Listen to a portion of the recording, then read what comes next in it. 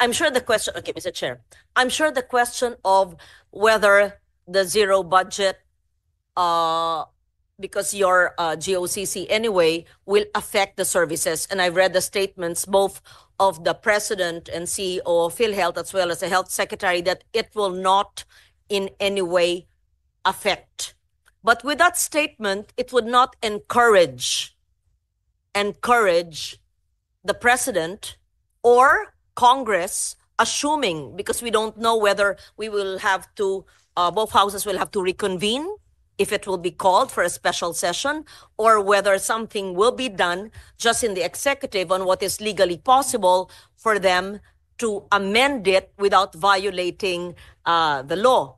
So with that statement, when you said that we can proceed anyway because you have so much unused funds amounting to, may we know, 600, what is the amount, just to be accurate? Your Honor, CEO? 489 billion. Million. 489 billion. Billion, Your Honor. 489. So with your statement, so the 600 we see in press statements is inaccurate. Plus reserves. Yeah, give us the whole picture, please. Then it's accurate, Your Honor. Around 600 billion. 600 billion? Yes. To say it as such, what is the 489 and why is it 600? You know, when we ask these questions, and my question is very basic, how much do you have? Don't let us draw information from your brains. 489. And then the DOH secretary says there's reserve of 600. So total is 600. So kindly tell us the truth of how much total, whether it is called reserve, what is the 489 called, so that we have a full picture. Because otherwise, if you did not persist in my questioning, then I would have thought that the news reports were inaccurate and the statements of the DOH secretary would have been inaccurate because I saw 600B. But the CEO would say it's 489. And there's a hell of a lot of difference between 600 and 489. So I would have deduced that, oh, there's some anomaly, or at least in my understanding of how much PhilHealth has. So may we request, Mr. Chair, I apologize for just being emphatic, I'm not angry, to just ask everyone very simple, basic questions, because that's where we're coming from, and to just please advise us, do you need anything, or you are comfortable with what you have because it's a big amount, and the president himself has stated many times that there was not a necessity, it was not necessary to provide any budget for you.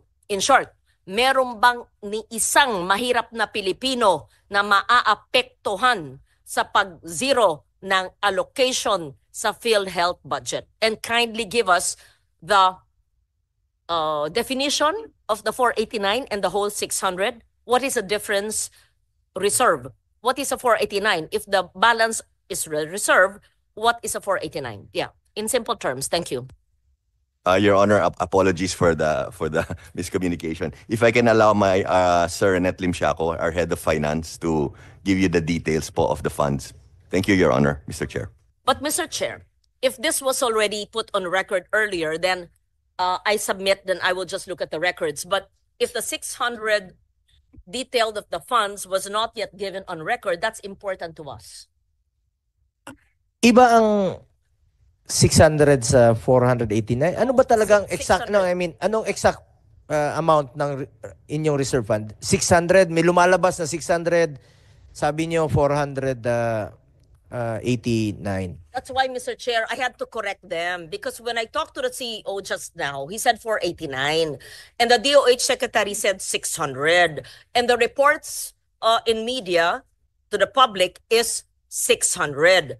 That is why he admitted it's actually 600. So kindly give us the breakdown of the 600 billion.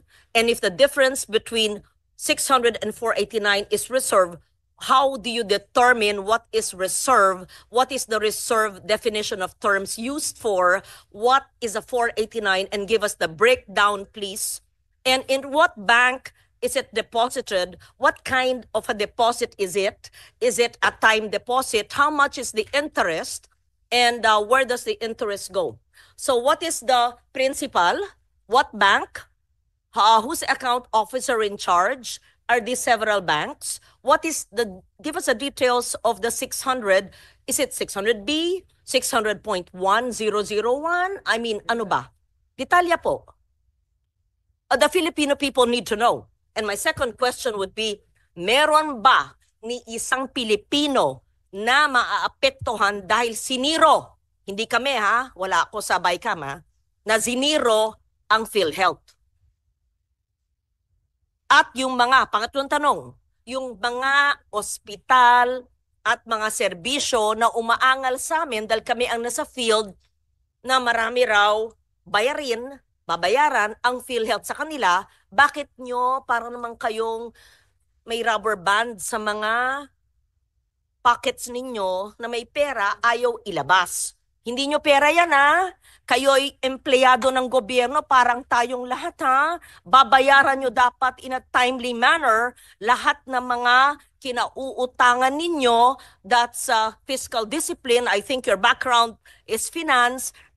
Ibalanse nyo ang fiscal discipline at saka ang serbisyo sa mga nangangailangan ng mga miyembro ng PhilHealth. At nandito ang mga author ng Universal Health Care. At dapat sa Universal Health Care, sa aking pag-iintindi, dahil ako rin ay isa sa mga author, ay point of care. Hindi na kailangan maglabas ng ID. Hindi na kailangan ng guarantee letter sa mayor, congressman, senator. Ay inaasikaso na sa pampublikong ospital. Inaasikaso na sa may MOA ang DOH. So lahat na. And just for the record, Mr. Chair, and the principal author and sponsor, Senator JV, and you would know that because you were my vice chair when I was finance. Even before the universal health care was enacted into law, Senator JV, what did I do? What did we do? You were my vice chair for health. I covered, as chairman of finance, every Filipino, every indigent Filipino. Sec Mina Pangandaman knows this. She's now the DBM secretary. She was with me. Alam to ni Attorney Yoli Doblon, where is she? She was the head of the LBRMO. Director Irene knows this. She was also the deputy staff of Attorney Doblon. Kaya ng national budget, wala pang universal health care, na lahat ng mahirap, point of care, pagpasok, hindi kailangan magpakita ng ID o GL ng lahat ng pampublikong ospital bago magkaroon ng batas. At salamat na isa batas namin. Okay, pakisagot po. Maraming salamat. Before you answer that, no, Senator Ligarda, na-discuss na po natin, Ma'am Lauren, na-discuss po namin earlier ito, some sa mga questions mo. Pakisagot lang po, Mr. Renato Limsiaco, kung ano yung tama, no? Kung 600 o 489. Kasi nung budget hearing, iba yung binakita nyo sa amin na figures. So, iba't ibang figures ang lumalabas ngayon. Pangalawa, Senator Lauren, pang 11th hearing ko na po ito ng Committee on Health. Naka-anim na po ako sa PhilHealth dito. At nung sabi ko nga sa kanila, wala sanang excess funds, wala sanang reserve funds, kung yung inimplementa nila ng maaga, yung expand benefit packages, increase case rates. This week lang po sila nagkandarapa to increase the case rates. This week lang po sila nagkandarapa to expand benefit packages. So kung inagahan yon, walang excess funds na wawalisin ng National Treasury, walang reserve fund na makikita, at maraming pasyente ang makikinabang, yung mga mahirap nating kababayan, kung inaksyonan po ito ng maaga. Anyway, sagutin niyo po yung katanungan ni Senator Lauren. Mr. Chair, pakisagot kasi lahat ng ating pinaikot-ikot dito, sabi nga nyo, 11 hearings na. Simple lang po ang tanong ko, sa inyo po nang galing yung figures nyo. Meron kayong 600 billion. Sabi nyo, yung balanse, if you deduct magkano 600 minus 489, yung diferensya nun, investment, reserve. Definition of terms, ano po yung reserve? Tapos sinabi din nyo, meron kayong 489 billion sa investment portfolio. Gusto ko maintindihan, ano ba ang ibig sabihin ng investment portfolio? What is the nature of the investment? It has to be discussed. That is not your money, that is public money. What is the risk profile? How much is the forecast revenue and for what? And what are the financial institutions where this is lodged? And I would like them to explain to us. Because kinakaltasan lahat kami, tayo, ng PhilHealth. Kayo ang may hawak. Habang namamatay ang mga tao, humihingi ng guarantee letter ang habang proseso. While you are floating in billions, hundreds of billions of cash. So, definition of terms, ano po yung risk profile, at sinong may hawak ng pera ng taong bayan na nakalaan sa PhilHealth. Simple lang po maaring sa Filipino tayo magsalita para maintindihan dahil gusto rin namin malaman. Salamat po. Mr. Chair. Pakisagot lang po na yung exact amount talaga ng reserve fund ninyo. Maraming salamat, Mr. Chair. Based on our financial report, Mr. Chair, this one is October 2024. Our reserve fund is in the amount of 281 billion pesos. This reserve fund is provided in the law that the PhilHealth should set up a reserve fund equivalent for its 2 years operation. So 281 billion pesos. And we have a surplus of 150 billion pesos, meaning from our members' equity minus the reserve fund of 281, the difference, the surplus or the excess is 150 billion pesos, Mr. Chair, honorable members of the committee. Now, as to our investment. Sandali po. Yung 281, sabi nyo, nakasaad po sa batas. Apo. Na kailangan. O sige, pakita nyo mamaya yung provision sa batas creating PhilHealth, right?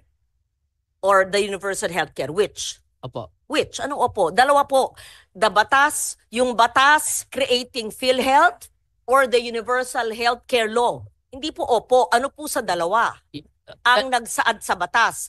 At kung meron pong kayong provision, pakilagay sa record para maliwanag po, para hindi whim, para malaman ng taong bayan na may basihan. So kung 281 reserves, ipaliwanag nyo, anong ibig sabihin ng reserves? Anong batas ang nagsasaad na kailangan may 281 nakareserba? Pangalawa, yung 150 billion in surplus, paliwanag din nyo po ano yung basis niyan. Batas rin ba? Kami ba ang gumawa ng batas? Or ito ba ho, ano ang sinusunod nyo? Tapos, i-add natin si 281 at saka si 150 mula sa 600, yung balancing yun, akin na, saan po yun ginagamit? Yan. Salamat po. Maraming salamat, Mr. Chair, Honorable Ligarda. Now, on the reserve fund po, Republic Act 7875 or the PhilHealth law, mayroon po yung provision. And of course, it is also stated here in Section 11 of the Universal Healthcare Law that Program Reserve Fund, PhilHealth shall set aside a portion of its accumulated revenue not needed to meet the cost of the current year's expenditures as reserve fund, provided that the total amount of reserve fund shall not exceed a ceiling equivalent to the amount actuarially estimated for 2 years projected program expenditures. So ito po yung basis po natin why we're gonna set up the 2-year reserve fund in the in compliance with this provision, Mr. Chair, Honorable Ligarda. We see Section 11 of the reserve funds, and of course, it does not state the amount because amounts will differ. But based on the definition of Section 11, is 281 compliant with it, or is it over the compliance? Mr. Chair, Honorable Ligarda, this computation calculated by our Department of Finance and adopted by the management, by the board, that the reserve fund for our FS in the year 2024 in the amount of 281 billion.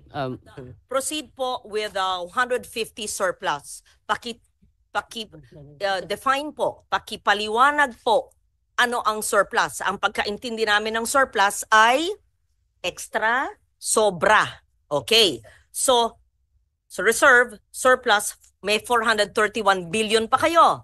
Ayan. Paliwanag nyo yung ibig sabihin ng surplus at yung basihan ng surplus nyo, tapos yung 431, nandun na tayo. Paliwanag po nyo yung paggamit ng 431 at saan po naka-invest, ano po yung interest, ano yung risk.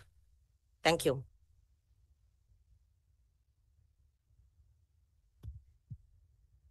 Maraming salamat, Mr. Chair, Honorable Ligarda. On the part of the surplus po, I initially in the year December 2023, wala ho tayong na-set up ng ganito.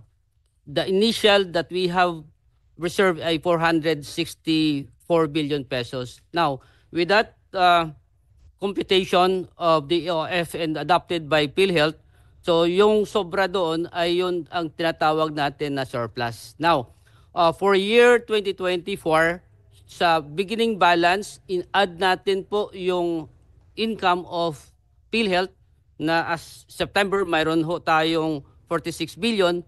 Binawas po natin din dito yung compliance to the Department of Finance Circular 003-2024 and the special provision of GAA 2024 that 89.9 billion pesos, Mr. Chair, Honorable Ligarda. So matotal, yung lumalabas sa figure po natin dito ay isang 150 billion pesos. So ito po, yung 150 billion pesos po ay po pwede po natin to improve our benefits or to reduce our contribution.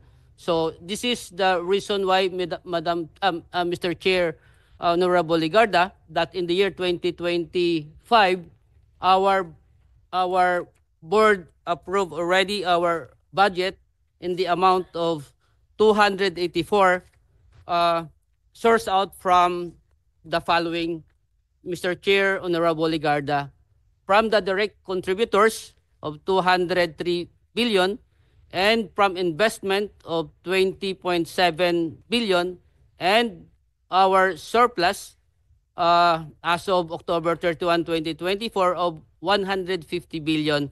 So 373 billion,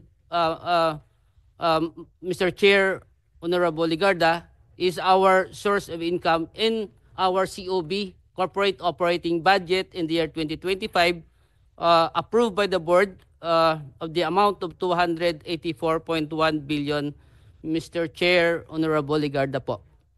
Iwanag pong sinabi nyo na yung 150 billion na surplus funds ay para lumiit ang contribution ng membro. Opo. Okay. Ano po ang ginagawa ninyo para lumiit ang contribution? Pangalawa, at ito ba'y na-implement na? Pangalawa, sabi nyo para mag-improve ang services. Anong karagdagan benepisyo o services ang mabibigay nyo sa taong bayan dahil yun ang pakay o gamit ng 150 billion? Thank you. Maraming salamat po. Honorable Mr. Chair, Honorable Ligarda, on the part of... The questions, what is your position? Can I see? Senior Vice President, Mr. Ledesma, are you familiar with these issues or you're new so you're leaving it to your SVP? I can answer the issues, Your Honor. It's just that for the finance-related issues, I felt... Okay, feel free to answer, please. And Mr. I can't see the person answering. Mr. Limishaco has been with PhilHealth for a while. Okay. Oh, both of you can answer, please. Yeah, thank you. Maraming salamat po, Honorable Ligarda. On the part of PhilHealth po, as provided by law or ang nakalagay. So we are more on the expansion of benefits. Now, as presented this morning, Honorable Ligarda and members of the committee, our board through our secretary po, chairman of the board secretary Herbosa, approve the 50% across the board increase. The other recent board meeting, that 50% po of the across the board estimated actuarially at the amount of 97 billion pesos. So aside from that 50%, Mr. Chair, there are other benefit packages that PhilHealth expand or implement initially for approved by the board and ready for implementation in the year 2025. The 50% expansion of benefits, did you discuss that this morning? Did you show under the present package ito? The expansion ito, 97 billion ang cost nito. Did you do that, sir? Mr. Chair, hindi po natin nagawa ngayon, but we can come up with a report po. Please Bibigay po say it natin now. sa That's inyo. very important. That's very important. People have to understand where their money is going. So, I will not wait for the 12th hearing. Opo, ngayon po, pakisabi po. In simple terms, in Filipino or English, whichever, name the present package benefits. It won't take you 60 seconds. And what are the expanded benefits for the expanded package, and why will it cost us or the Filipino people 97 billion? Please explain. And this is 97 billion from the 431 billion or from the annual contributions? Will it eat up into the 431 or will it eat up into the 150 billion surplus, or will this be an annual 97 billion in the coming years? I want to understand.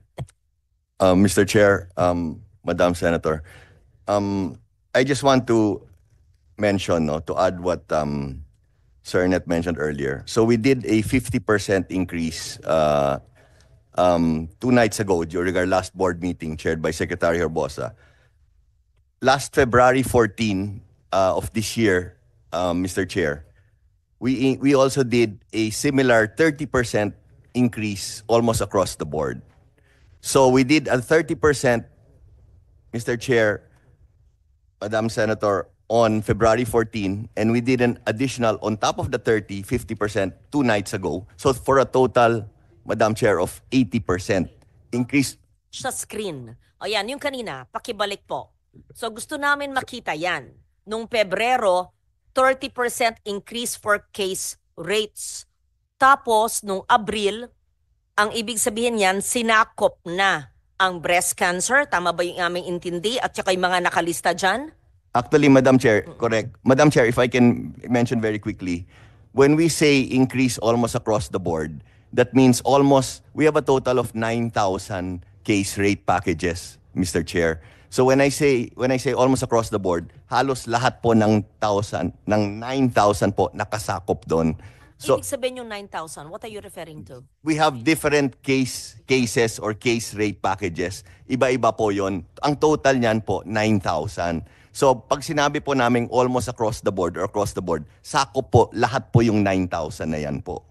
9,000 packages? Yes po. There Packages. 9,000 individual different case packages. Yes Case po. packages. Yes po. At ang dami namang klase. Marami po yan po. Iba-iba. May mga nuances, iba-ibang Marami talaga po eh. Ganun Okay. po talaga. So, ibig nyo sabihin, yung 9,000, anong tamang salita? Package o case rate? case rate or benefit packages. Ayun na lang. Simplehan natin. Benefit packages na lang, ma'am. To communicate po tayo sa taong bayan, yung maiintindihan. Kami mismo, di namin, kung tatlo ang definition of trust, pareho palang ibig sabihin. Di yung benepisyo, yung di ba? Mas madaling intindihan. Benefit packages. Case. Yes po. Kaso ba? O ano ba? Yung anong tanong yung isa? Ang gulo nga eh. Benepisyo. Ayan. Meron po tayong 9,000. Benepisyo. Package. Ayun, 9,000. Iba-iba. Nag-approve po kayo ng 30% na increase. Lumaki sa benepisyo Yes po. Last February 14 po. nung Pebrero. Ano po ito? Anong saklaw? Ano po ang example ng inyong 30% in-increase? Hindi ba nyo babasahin lahat? O kung ano, example lang, 1, 2, 3. Para maintindihan po natin. In short, kung dati wala, ngayon, sa 9,000 benefit packages, sakop na ito. Ano po yon? Tapos, nung isang gabi, nag-approve pa po kayo ng 50% over the 30%. Ito yung cost. Ano po yun? Yun, example lang. Example po, ma'am, pneumonia, ischemic stroke. Hindi cover the pneumonia. Meron po pero in-increase po namin. In-increase Covered na po ang- dati pero yung amount in-increase Okay, po namin. magkano yung amount ng pneumonia bago ng February 2024? At nung Marso 1 ng taong ito, magkano na po ang pneumonia? Dahil napakalaganap ng pneumonia. Actually, Senator Lore, ito yung diniscuss namin kanina na napakaraming case rates na dapat nilang in-increase na noon pa. Sabi nila, 9,000 case rates daw yung pinag-aaralan nila. Meron nga po ako hinalimbawa kanina, Senator Loren, na meron pong mag-asawang pulis, ang kinakaltas sa sweldo nila, 3,006 a month, both of them, no? 43,000 ang na-contribute nila sa PhilHealth. Tapos nung nanganak yung asawa niya, 20,000 lang, nalugi pa sila sa kanilang na-contribute for the year. Sagot po Yearly yun. That's why we want to understand. Yun ang what hindi will pa niya you na say? sasagot. Kanina ko Sagutin pa ko, Kaya tinanong. nga tinatanong ko po, yung 30% nung Pebrero at yung 50% ngayon. Aba, magandang pakinggan. 80%. Pero anong ibig sabihin nun? Anong benepisyo po sa mahirap na pamilya? Ayun, pakiliwanag po. Bakit naman? Kanina may ibang sumagot, ngayon ibang sasagot. Ano ba ito? Diba? Madam Chair, because COO, our Chief Operating Officer, is the one who oversaw all of the increase. Sige So po, with your makikinig permission po po. kami. Thank you Okay, po. Salamat yung po. 30%, example, pneumonia sinabi po nyo. Dati naman covered na, pero explain to us please, when you increased in February and when you increased the other night, ano pong ibig sabihin nun? Mr. Chairperson, Honorable Senator Legarda, yung case packages po, all case rates na lang po, isang term lang gamitin, all case rates, ang coverage po ito is lahat ng diseases and lahat ng procedures, lahat ng surgeries na ginagawa. Ito po yung case rates para again sa lahat ng sakit and lahat ng procedures, including surgical procedures na ginagawa sa hospital, sa facilities, sa lahat ng accredited na healthcare provider. So, meron pong more than 9,000 case packages and in-increase po lahat ng case packages, in-increase natin ng 30% across the board. Lahat po. May exception lang po yung inuna natin na pag-increase dahil covered sila ng top 10 most burdensome disease. Hiniwalay po natin ito. So, at present po, nag-increase tayo ng 30% across the board. Kasi hindi natin maintindihan ng mga across the board 30%. Yung pneumonia nga, bago mag-Febrero 2024, covered na po ang pneumonia, magkano po? Tapos, nung ginawa nyong nag-increase ang 30%, nag-increase pa ng 50%, magkano na ang coverage pag pneumonia? Yan ang, pneumonia na muna.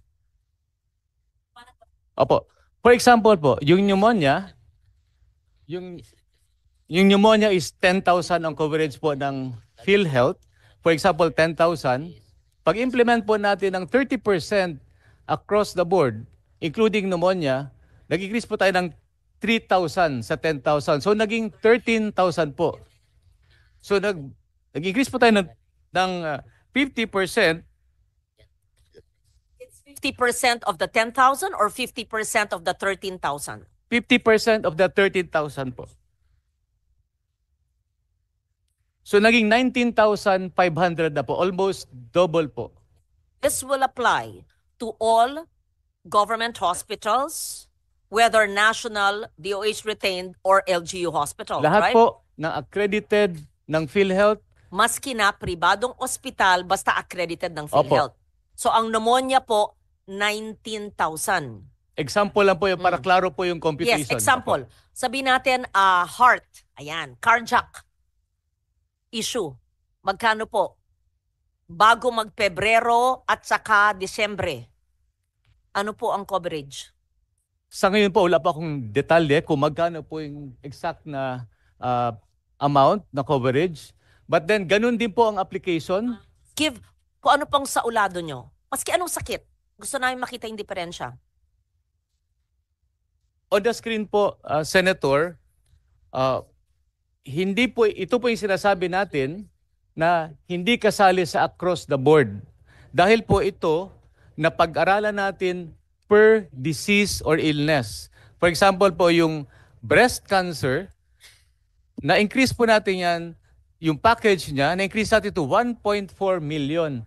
Therefore, ang increase po niya is total of 1,300% increase. I'm glad you're mentioning about breast cancer.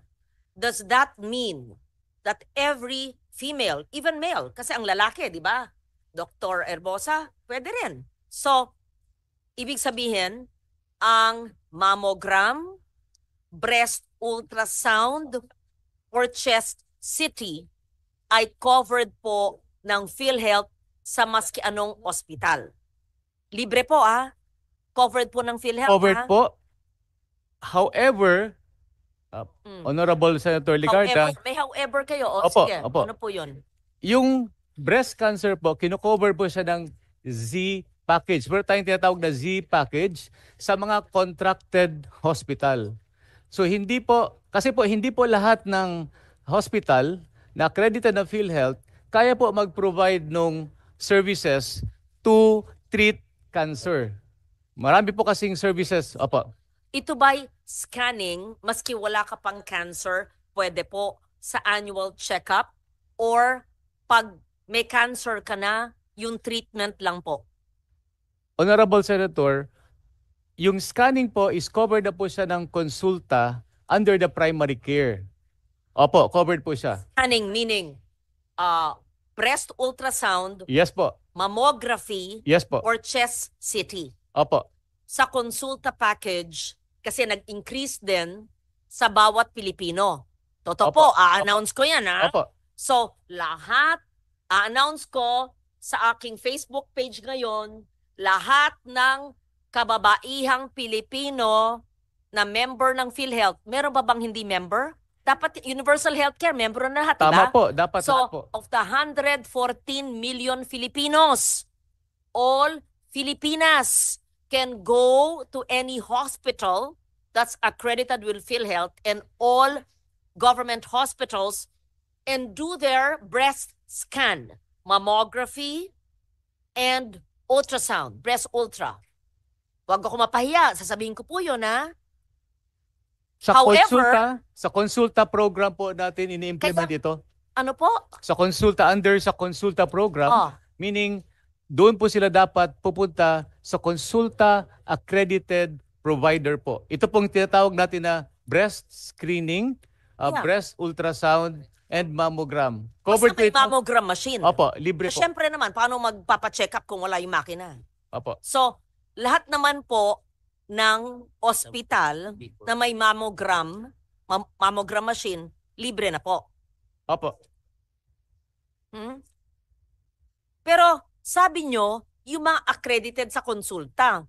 Kung yung konsulta naman ay health center na walang mammogram machine, dapat lahat ng pampublikong ospital at pribadong ospital na accredited sa PhilHealth dahil parang yung ine-excite sila. Covered kayo, pero konsulta lang. Pupuntahan sa konsulta, RHU or BHS, Barangay Health Station, na walang mammogram para mong linoko yung mahirap. Dapat sa lahat ng PhilHealth accredited hospitals na may mammogram machine, hindi lang sa konsulta. Yan ang ibahin nyo. Ngayon, i-meeting nyo ngayong gabi. That's a must. Hindi Agree po pwedeng ako doon. hindi. Bakit Opo. kayo nagtuturo na sa konsulta lang, ang konsulta naman, according to the DOH, wala naman silang mga mammogram. Linuloko nyo ang taong bayan sa mga salita-salita natin dito. Mr. Oh. Chairperson, Honorable Okay, Senator Ligarda. ang konsulta expansion ba kasama ang mga ospital na may mammogram machine? Yes po. Ano po? Example. Ngayon po, hindi po tayo naglilimit sa accreditation nating konsulta sa mga primary healthcare providers lang. Pakiulit po? Ngayon po, lahat po ng hospital Oh. pwede po mag-apply as konsulta provider. Okay, ganito. Para maliwanag po. Effective immediately. Lahat ng miyembro ng PhilHealth, babae man o lalaki, ay maaring pumunta sa ospital na may mammogram machine at magpa-mammography test. Tama ba ho? Ang commitment ko po na isi-strengthen ko po. Strengthen mo. Ba't yung pinapangako ngayon na cover tas hindi pala? Strengthen mo hanggang end of office hours today? Hanggang kailan? Bagong taon? Sa end ng termino ko, 2028? Kailan po? Yes po. 11th hearing na ni Senator Go. Sana pala nag-attend ako mula nung una. Ay, hindi pwedeng strengthen. Ma'am, anong if I may lang, no? 11th hearing, including the health emergency allowances. So, finally po, Senator Loren, na bayaran na po ang kanilang health emergency allowances ng ating mga health workers. 27 billion. Kaya patuloy pa rin tayo nagdidinig ngayon dahil may mga appeals. Ngayon po, nag-hearing tayo noong July 30 para dito sa PhilHealth. So sabi ko nga sa kanila, ang tinanong ko kanila sa PhilHealth na hindi pa rin nila sinasagot, kung inagahan ninyo ang pag-expand ng benefit packages, pag inagahan ninyo pag-increase ng case rates, wala sana silang excess funds at saka reserve fund. Paulit-ulit tayo rito Dapat inagahan nyo po ang pag-implement. Itong isang tinatanong ni Senator Loren, isa lang ito sa 9,000 case rates na sinasabi. Kaya hirap na hirap pong sagutin ni Attorney Eli at ng PhilHealth. Kasi napakaraming case rates po ito na gusto nating tanungin.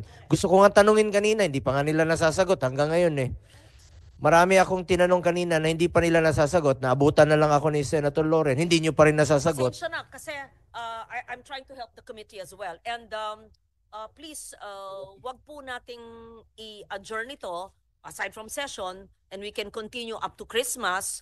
Importanteng masagot ito. Kung may 9,000, di suriin niya 9,000 na yan. So, thank you, Mr. Chair. Pakisagot po.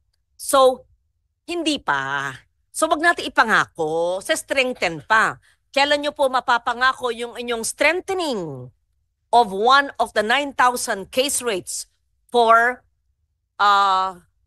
mammography and ultrasound for men, women and men?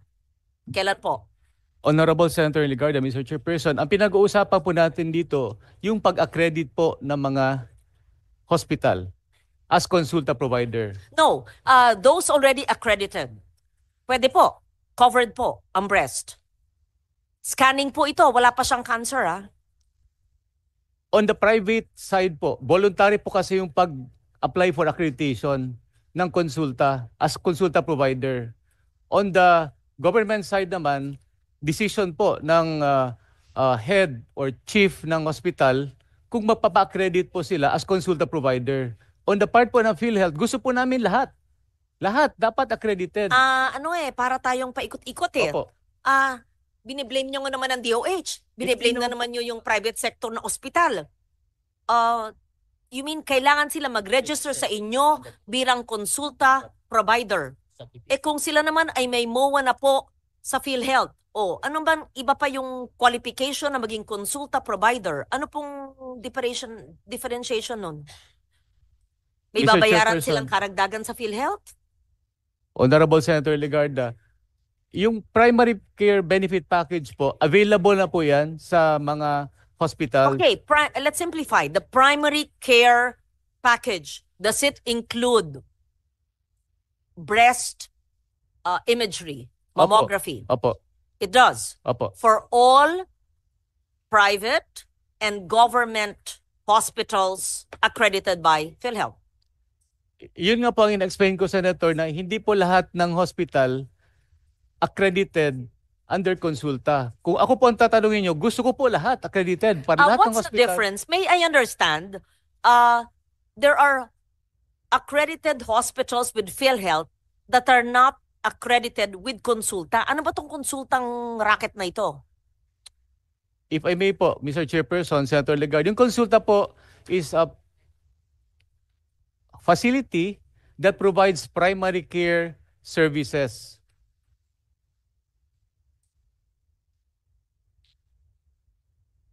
And yung mga level 1, level 2, level 3, and Apex Hospitals po, nagpo-provide ng inpatient services. Simplified. One sentence lang. How do we ensure that the majority, if not all, of our female population have access to mammography and breast ultrasound for screening even before they contract, hopefully not, breast cancer? I-accredit po natin lahat ng mga hospital po. But those already accredited, the women can avail. As consulta provider po. Yes So po. yes na nga. Opo, yes po. Ano ba yung konsultang yan? Ba't ang tawag nyo konsulta? Yeah, primary care benefit. The consulta package is a primary care benefit package of 1,007 per ulo or per person na i-register in a primary care facility. And then you pull that amount of money, for example, 20,000 per doctor. You pull that millions and the local government should be able to provide services, laboratory and whatever. So kulang talaga kasi a mammogram is 4,000 pesos in the private sector.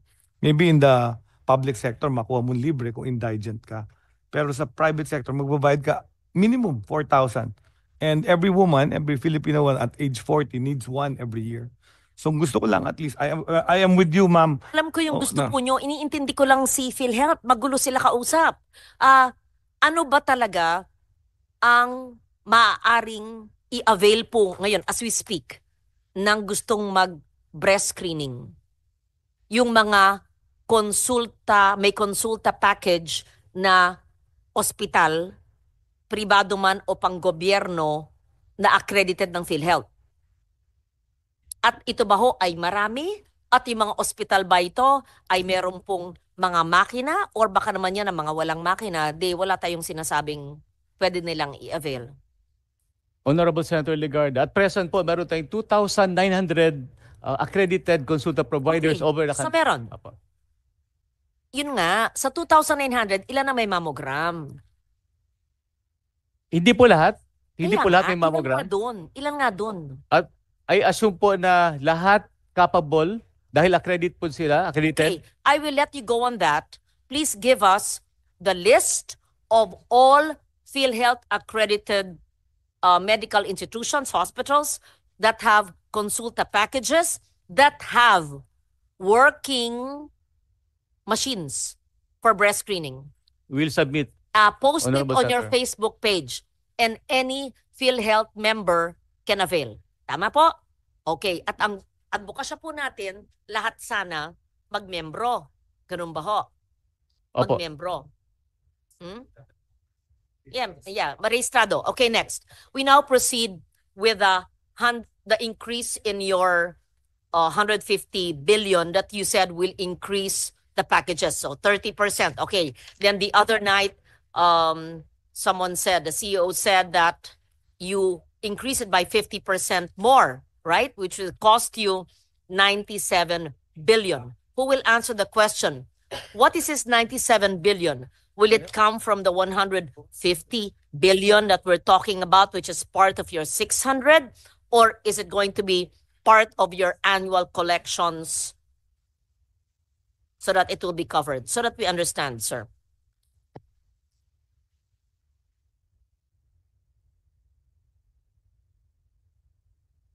Maraming salamat, Mr. Chair. This 150 billion, Mr. Chair, is part of the sources of funds of the corporation in setting up its corporate operating budget sa year 2025. Meaning, as approved by the board, Mr. Chair, again, the total source of funds is 373.5 billion, and the appropriation or the COB of PhilHealth 2025 as approved by the board is 284.1 billion, Mr. Chair. And for the benefit expense po, 273.4 271.4 is intended for benefit expense. Now, this 271 is 27 billion higher compared to the last year. This year, 2024 appropriation for benefit expense. Now, this is the initial that we requested the board to be approved. Can you, sir, are you enumerating the 431B use? Kindly flash it on the screen because I'm sure the chair would also like to see it. Yes. So, nanggaling po tayo sa 600 billion.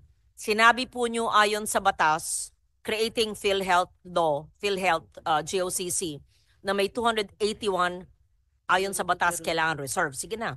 Tapos yung 150 billion surplus na sinabi nyo gagamitin sa pag-increase o expand, pamparami ng coverage at in-increase ang coverage ng mga benepisyo. Tama ba po? Opo. Ngayon, ang Opo. pinapaliwanag po nyo ay yung 431? Is that it? Sa COB pa to, Madam, Mr. Chair, Honorable Ligarda, the corporate operating budget ready for implementation in the year 2025 po. Of which kung saan natin gagamitin yung itong ating 150 na surplus and the estimated revenue from direct contribution. Okay, good. We're still in the 150 surplus. Opo, opo. Okay, the 150B surplus would be to increase the benefit packages, what Opo. you call the case rates, and for operating budget. Opo. O, explain to us po the operating budget. Okay po. As provided in the law, Mr. Chair, Honorable Ligarda, PhilHealth can utilize 7.5% of its actual collection in the prior year, immediate prior year po, for our admin expenses. And it is composed of personal services, pang-sweldo, and the maintenance operating expenses, of course, MOE, a total of 12.5 billion pesos in the year 2025 po. So this 12.5 billion is within the 7.5 limit of the corporation po, Mr. Chair, Honorable Ligarda. Total to 84 because it has part of it, the benefit expense. So, what part of the 150 surplus fund will be used for this operating budget? Our direct contributors is 203 plus 21. That's 223. 223 minus 271.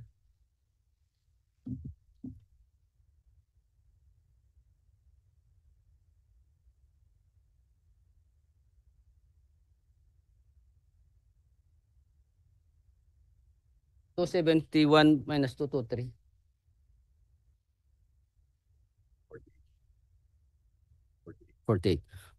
Mr. Chair, Honorable Ligarda, the out of the 149 or 150, 48 billion will be utilized as our corporate operating budget for year 2025 po, particularly for the benefit expense po. Let's go to the 431 billion. Pakipaliwanag po sa amin kung saan po ginagamit tong 431 at kung ito po ay tinatawag niyong investment portfolio, ano pong ibig sabihin ng investment portfolio o ito pa ang pangbayad sa mga ospital at sa mga beneficiaries? Paliwanag po niyo. Maraming salamat po. Mr. Chair, Honorable Ligarda, our investment portfolio is 489.5 billion as of November. This is composed of the following. Did it become 489? Kala ko 600 minus reserve na 281 minus 150 surplus. Bakit sa inyo 489, sa akin 431? 431? Meron ba tayo yan?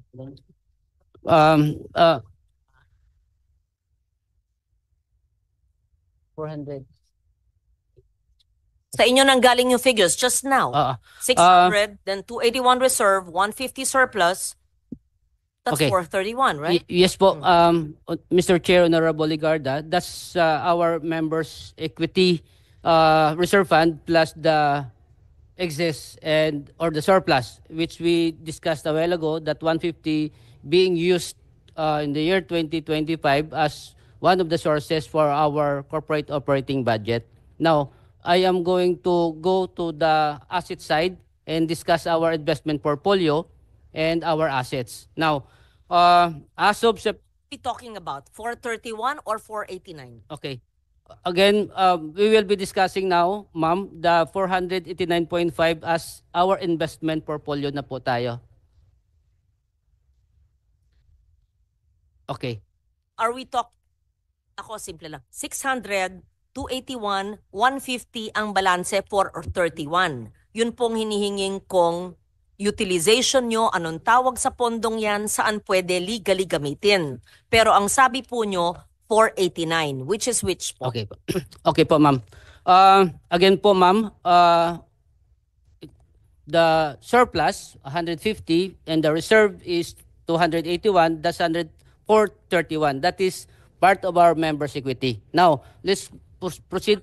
431. Apo. Okay. Total lang dalawa po. 600 minus 431. What's 600 minus 431? Mr. Chair, Honorable Ligarda, punta na po ako sa 600. Explain ko na po siya. 600 Apo. already. No, but 281 and 150, total 431 is part of the 600, right? Yes. It's Ma'am, different? Different figure po to. I don't Okay. understand. Sige po, ma'am. Explain teka. ko po ng klaro. Ibig nyo sabihin, iba pa yung, meron kayong 600 billion, meron pa kayong 281 billion na reserve, at meron pa kayong 150 billion na surplus? Kala ko po, itong 281 at 150, total 431, ay parte ng 600. Explain Iba ko pa po, ma'am. Hindi, ma'am. Explain ko siya ng konti.